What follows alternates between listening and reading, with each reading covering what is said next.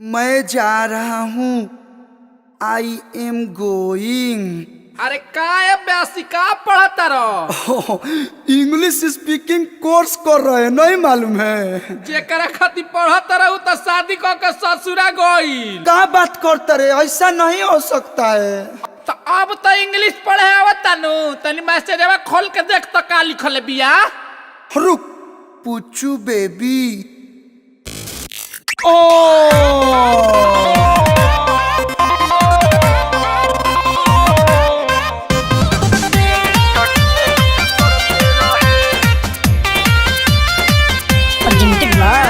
Adishakti films.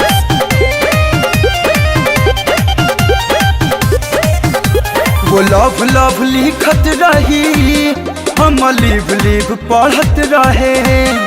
वो किस किस लिखत रही, हम किक पिक पढ़त रहे। वो लव लव लिखत रही, हम लिव लिव पढ़त रहे। वो किस किस लिखत रही, हम किक किक पढ़त रहे। अंग्रेजी में है हम जीरो, छुप छुप के आए पढ़ते रहे। Don't try. अबे ट्राई नहीं कराई होता है। वो शादी करके चल गई ससुरा, हम इंग्लिश का कोर्स करते रहे। वो शादी करके चल गई ससुरा, हम इंग्लिश का कोर्स करते रहे।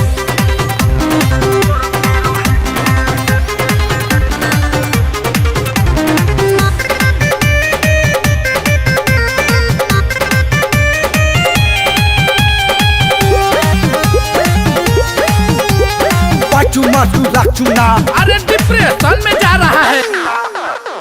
मैं हिंदी का विद्यार्थी, वो इंग्लिश मीडियम पढ़ी हुई। उसका लिखा समझ न पाया, यही से खटिया खड़ी हुई। मैं हिंदी का विद्यार्थी, वो इंग्लिश मीडियम पढ़ी हुई। उसका लिखा समझ न पाया, यही से खटिया खड़ी हुई। मुझसे पट गई है, देख कर सारे फ्रेंड जरते रहे। How are you? I am not fine, लेकिन निकल गई सबसे बड़का डाइन।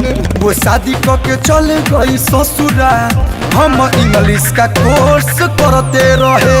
वो शादी करके चल गई ससुरा, हम इंग्लिश का कोर्स करते रहे।